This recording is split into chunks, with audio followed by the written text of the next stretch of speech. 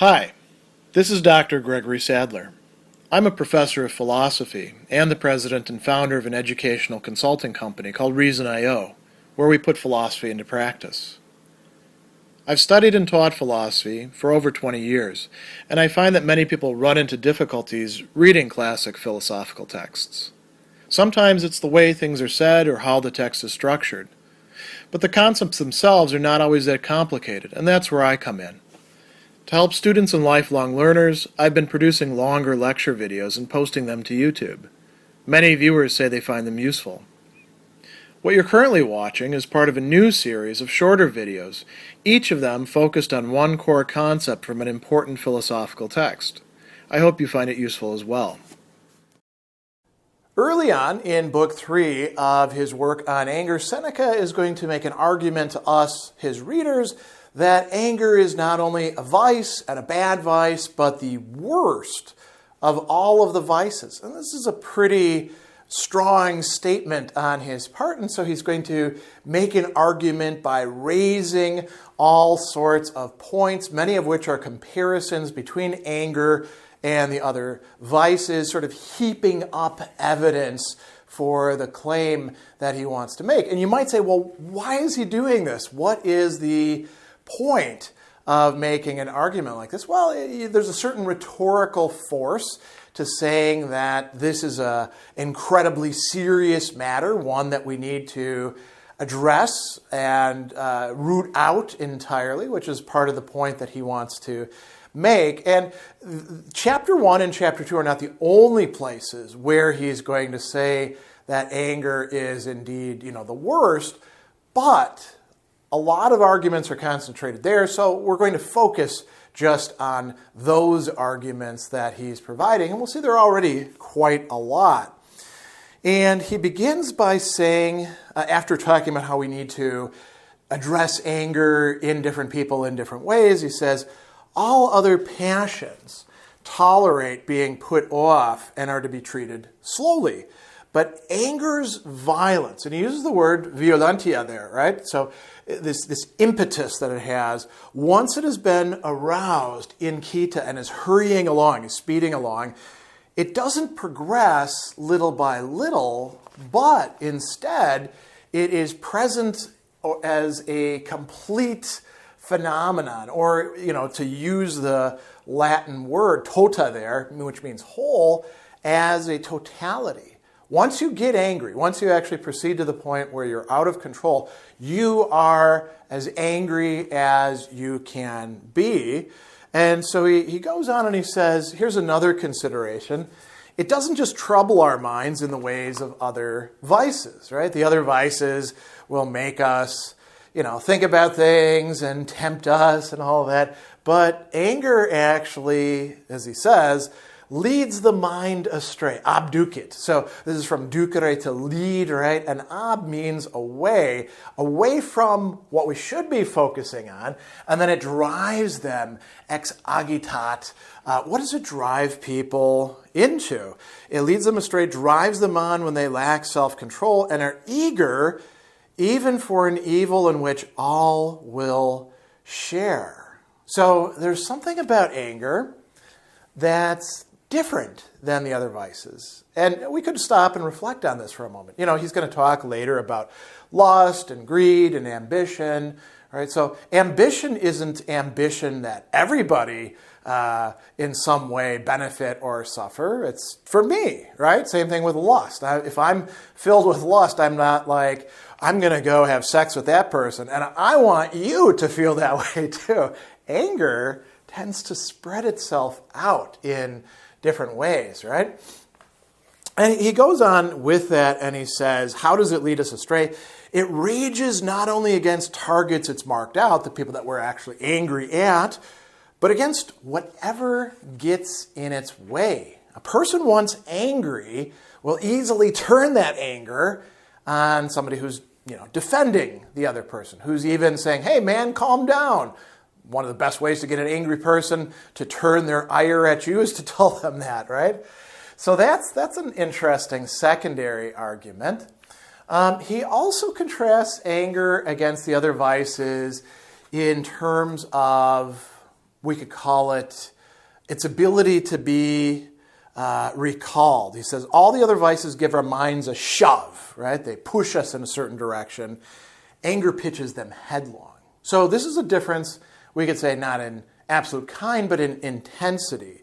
He says, even if it's not possible to resist one's passions, at least the passions themselves may come to a standstill. Is that the case with all the passions? If we think about this, maybe that's not a great argument.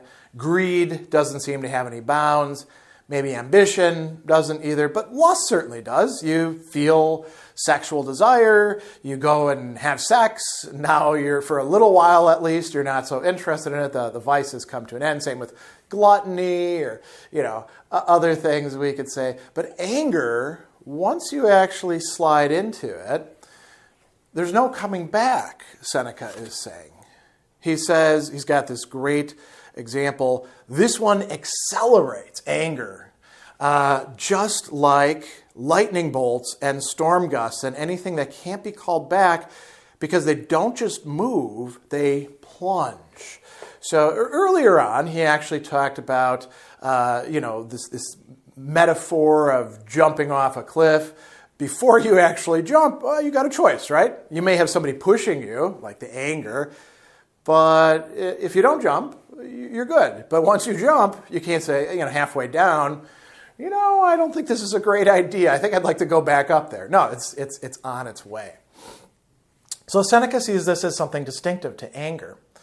He goes on and he's got this interesting quip, which we also need to think through a little bit. The other vices rebel against, or they're disobedient to, they incline away from, disinit, reason, ratione, right? Anger goes against reason, but it also goes against, as Seneca is going to say, sanity. And you can say, what's the difference here? If you're irrational, aren't you insane? Well, maybe you have to have more to actually be insane. Remember, Seneca defines anger very early on in the text as a brief madness.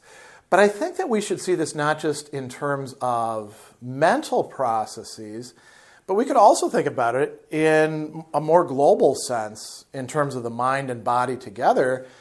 Anger rebels against the health, sanitate, of the mind and the body, both of them together, right? So now, is that a good argument? I mean, we could say that gluttony also rebels, it makes the stomach larger and capable of absorbing more food, and maybe lust does things, and so does ambition. But this is an argument that Seneca is making. He's going to shore this up by saying, other vices approach gently and increase without our noticing, but in anger our minds are hurled straight down, and so no passion is more stunning in its force, eager to follow its own violent course, arrogant in success, crazed when frustrated. So, those might be sub-considerations for why we should think that anger rebels not only against reason, but also against sanity as well. And then he's got a very interesting observation. This brings chapter 1 to a close. So, anger, unlike the other vices, when it's beaten back by perhaps ourselves or good counselors or other people, even when it's beaten back, it doesn't say enough is enough. When the adversary had the good luck to get away, it turns to biting itself. Now, this is a trope that we do see other theorists of anger talking about, that anger can be turned against its own very self, right? In this case, Seneca talks about it as biting. That's a characteristic word associated with anger as a metaphor. And this is not the case of anger being directed against itself so as to rein it in. It's rather that it's so frustrated that it cannot reach its targets that it turns inward on the person who feels it. And, the anger wounds itself, it tears itself, it lacerates itself. So this is a very common trope that we see discussed quite a bit in later literature. So these are a bunch of considerations that he's sort of like listing off one after the other. And then in chapter 2, he's going to bring up two other really important considerations. Again, why anger is worse than the other vices, and indeed is the worst of the vices. So another has to do with its extent. And by that, we can mean not just how far anger will go, but who can feel it. So, he's going to say not every other vice is necessarily felt by other people. So he gives some examples, right? Some nations, thanks to the boon of poverty, don't know luxury. Some, because they're nomads ever on the move, don't know laziness. Others, with an uncivilized and rustic way of life, don't know trickery and deceit or any of the evils the forum breeds. So, that's good. I mean, it's not good that they live, say, in poverty, right? Or that they don't know much about human beings, but that does at least keep them from feeling certain emotions and falling into certain vices. Everybody can be angry, according to Seneca. There's no exemption for, as he says, stages of life, meaning being young, being old, being somewhere in the middle. No exemption for class of people, and we might think social class in that case, the poor, the rich, but he also is going to contrast men and women, right? And others as well when he gets to how anger can be shared, right? The foremost and the mob, the people who are at the top, the people who are at the bottom. Anybody can get angry. So nobody is free of it. And that's another reason we need to be, more careful about it. And so is this an argument for being the worst? It's not worst in the same sense that these are, but it is worse than the other vices in that it can grip anybody, no matter what their condition is, unless, of course, their condition is having worked on their anger and gotten it in check. The other thing that he brings up is very interesting. It involves something, a psychological dynamic that we have come to call later on emotional contagion. And Seneca is trying to argue that the only emotion that we have this social contagion in a very broad sense going on with is anger. And he's not just talking about a crowd, he's talking about like an entire populace of people.